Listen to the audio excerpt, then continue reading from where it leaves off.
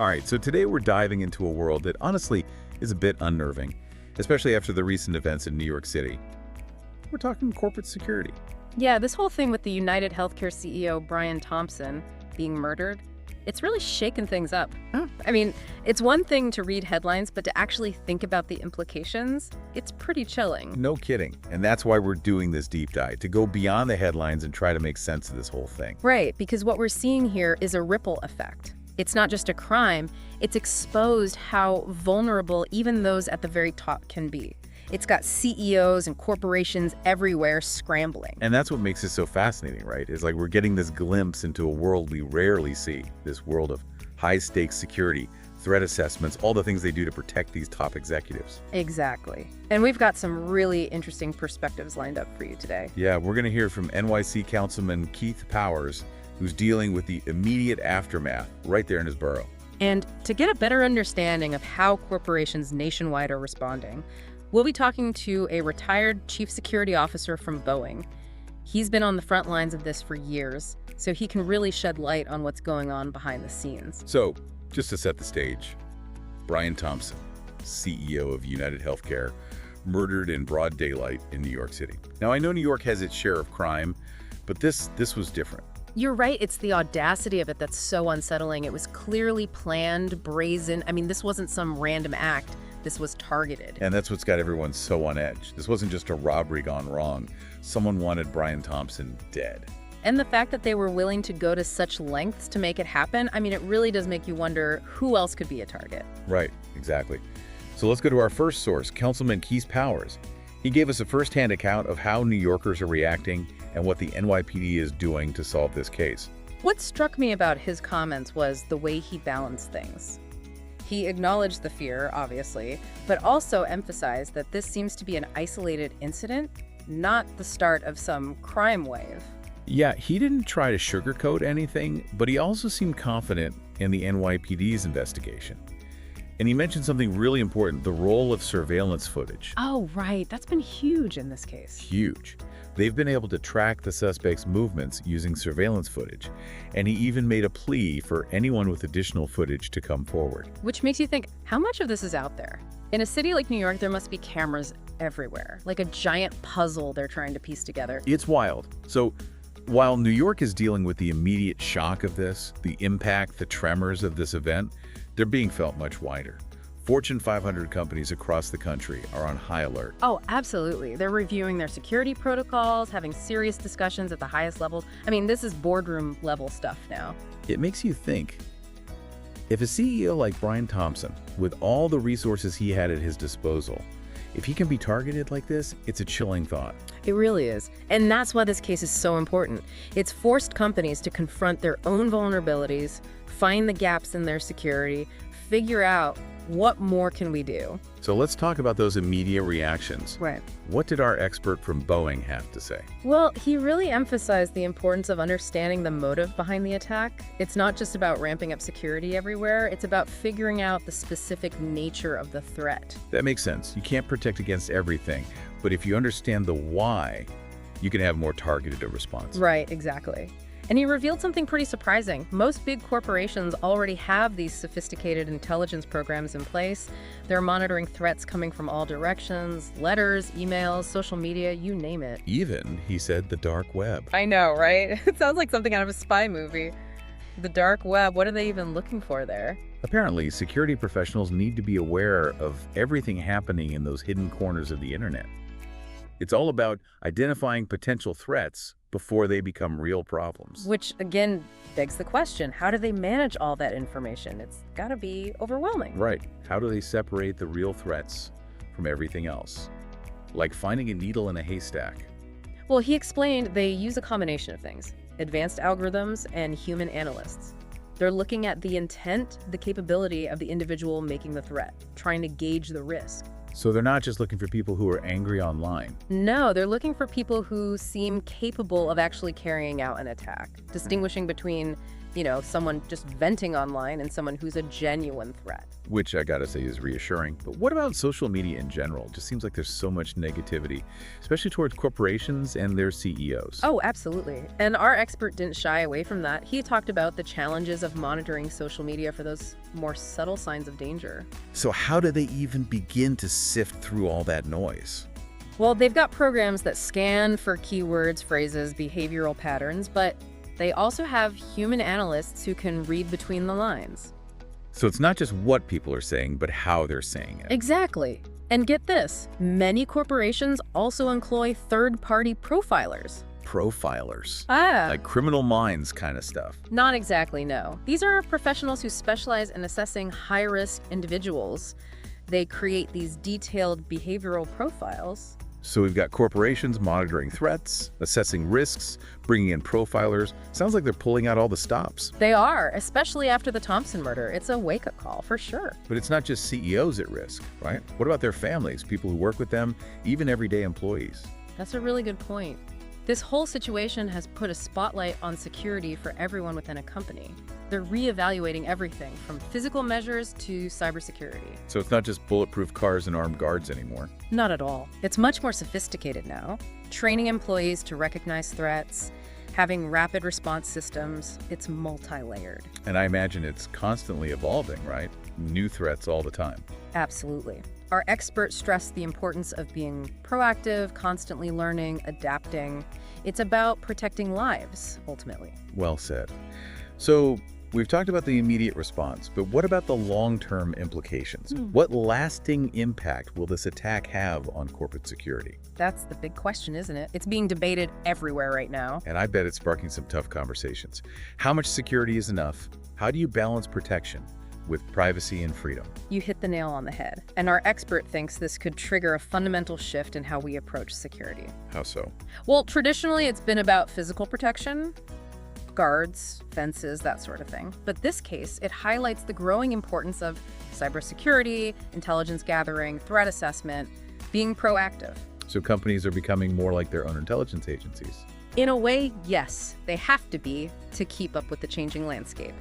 And that brings us to another disturbing aspect of this case, the online reaction. The comments we mentioned before, celebrating the CEO's death, it's just chilling. It is. And security professionals are taking this very seriously. The challenge is separating those just venting frustration online from those who might actually be a threat, finding those needles in the haystack. How do they do that? I mean, how do you sift through all that online noise? Well, there are sophisticated algorithms that scan for certain keywords and phrases, behavioral red flags, but then they have those human analysts who can interpret the context. So it's not just what people say, but how they say it. Whether there are signs they might be moving from online rhetoric to real-world action. Exactly. It's a delicate balancing act, but absolutely crucial in our world today. A delicate balancing act indeed. Protecting lives without stifling free speech, identifying real threats without succumbing to paranoia. Wow, you've given us a lot to consider. This case has opened up a whole Pandora's box of questions about security, privacy, technology, that balance between freedom and safety. And we've really only scratched the surface. Which we'll dive into even further in part 2, so stay tuned. You know, this whole case has really shown a spotlight on this world of executive protection. Yeah. Most of us don't think about it much, but Right. It's got to be a constant reality for these CEOs, these high-profile folks. Oh, for sure. I mean, can you imagine the pressure? Knowing that you could be a target. And it's not just physical security either. You got to think about their reputations, families, their privacy, all of it. It's a lot. It is. And this case has definitely shaken things up. So do you think we'll see, like, more bodyguards, more visible security around CEOs now? It's possible, but a lot of what they do is already, kind of discreet, under the radar. So not like those big guys in suits you see in the movies. Not so much anymore. Security today is so much more sophisticated. It's more about intelligence, about prevention. So what does that actually look like for, like, a modern-day CEO? Well, you're talking background checks on everyone they hire, monitoring social media, even risk assessments for every trip they take. It's all about thinking ahead. I bet that travel part is a whole other beast. Oh, absolutely. Hmm. Every trip has its own challenges. The transportation, the hotel security, even the political climate of the country they're visiting. Wow. It's a lot to juggle, but their safety is the priority. Makes sense. And it goes beyond just physical safety, too. Cybersecurity is a huge part of it as well. Protecting information, making sure all their communications are secure. So it's not just about stopping a bullet anymore. Nope, it's a whole different ballgame. Gotta be demanding, both like physically and mentally. It is, but it's also incredibly rewarding. I mean, these professionals are dedicated to protecting lives. They take that very seriously. The unsung heroes, right? Yeah, they deserve a lot of credit for what they do. Totally. But we've talked about the security measures. What about the CEOs themselves? How are they dealing with this? It's got to be a lot to process. This really brought home how vulnerable they are. I wonder if it's changed their behavior. Are they more cautious now?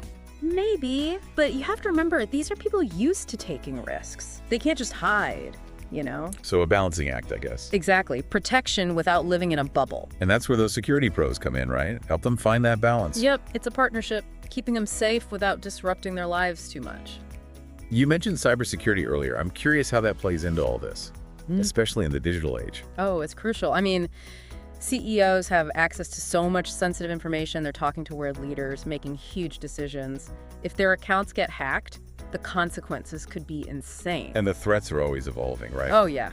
Phishing scams, ransomware, even like state-sponsored hackers. It's a whole world out there. So what can CEOs even do to protect themselves from all that? Well, a lot of it starts with just basic awareness, understanding the risks. Simple things like not opening sketchy emails, having strong passwords. So just being cautious goes a long way. It does, but there's also the technical stuff, you know, encryption software, two-factor authentication, all that. It's about layers of defense. Sounds like a constant race to stay ahead. It kind of is. But the good news is there are people who can help. Cybersecurity experts who can get them set up right. Which, after this case, it seems like more companies might be doing. Oh, yeah. The United Healthcare thing was a wake-up call. It shows nobody's immune. No care. And that's why this investment in cybersecurity is so important. The threats aren't going away. True. In fact, they're probably just getting worse. It's a race against time, really, with a lot at stake. Well, this has been eye-opening, to say the least. It's complex. Really complex. This whole thing, all these issues of security, privacy, technology, it's a lot. And we've only scratched the surface. Which is what we'll keep doing in part 3. So stick around. All right, so we've talked about all the security measures, the physical stuff, the cybersecurity, but there's another piece to this puzzle, isn't there? The human element. And that's always the wild card. You can have the best tech, the tightest protocols, but you can't always predict how people are going to react. Nope. That's why understanding human behavior is so important. The motivations, the vulnerabilities. Our expert from Boeing talked about this idea of separating the needles from the haystack when it comes to online threats. Right, figuring out who's actually dangerous versus who's just blowing off steam. Because there's a lot of noise out there, social media especially. So much anger directed at, corporations, CEOs, anyone in a position of power. And it's easy to think every angry post is a potential threat. But, as he pointed out, most people who rant online never actually do anything. So how do you tell the difference between someone who's just venting and someone who might actually act? Yeah, how do you know who's moving from online talk to real world action? That's where you start looking for patterns. Changes in behavior, the language they use, signs that they're fixated on something. So it's not just what they're saying, but how they're saying it, and whether that online behavior is bleeding into their offline life. Exactly. And this is where those profilers we talked about can be really helpful. The ones who specialize in assessing threats. Yeah, they can analyze behavior, see if there's a real risk. It's kind of like they're trying to get inside the mind of a potential attacker. In a way, yeah. Trying to figure out what makes them tick, what might push them over the edge. It's fascinating and a little creepy, if you think about it. It is, but it's also important work. If we can identify these individuals early, we can stop something bad from happening. It's that whole idea of being proactive, right? Preventing something instead of just reacting after the fact. Exactly. And it's not just corporations doing this. Law enforcement, intelligence agencies, they're all shifting towards prevention. Because the best way to stop an attack is to make sure it never happens in the first place. Right. But to do that, you have to understand human behavior. What leads to violence? What are the warning signs? It all comes back to that human element. the complexities of the mind. It really does. And it's something we're all going to have to keep grappling with as we move forward. We've covered a lot of ground today, from physical security measures to cybersecurity to the psychology of threats. And what's become clear is that there are no easy answers. It's messy, it's complicated, and it's constantly changing. Yeah, but that's why these conversations are so important. We have to keep asking these tough questions, challenging our assumptions. And being willing to adapt, because the world isn't standing still. Right. And one thing this whole case has really driven home is that security isn't just the responsibility of governments or corporations. It's on all of us, isn't it? It is. So what can people do to make themselves and their communities safer? Well, for starters, just being aware of your surroundings. If something seems off, don't be afraid to say something. Trust your gut. And remember, knowledge is power. The more you know about potential threats, the better prepared you'll be. There are tons of resources out there. Law enforcement websites, security experts, community groups. And don't be afraid to talk about this stuff with your family, your friends, your coworkers. The more we can break down the stigma around mental health and extremism, the better. Because we're all in this together, right? We all have a role to play in keeping each other safe. Absolutely. That's how we build a safer world. For ourselves, for our kids, for everyone. Well said. We've covered a lot in this deep dive. Hopefully it's been informative, maybe even a little unsettling, but... But awareness is the first step. Exactly. Stay informed, stay vigilant, stay safe. And hey, don't forget to like, subscribe, share this episode. Let's keep the conversation going. Until next time, keep exploring, keep questioning, keep diving deep. This is The Deep Dive, signing off.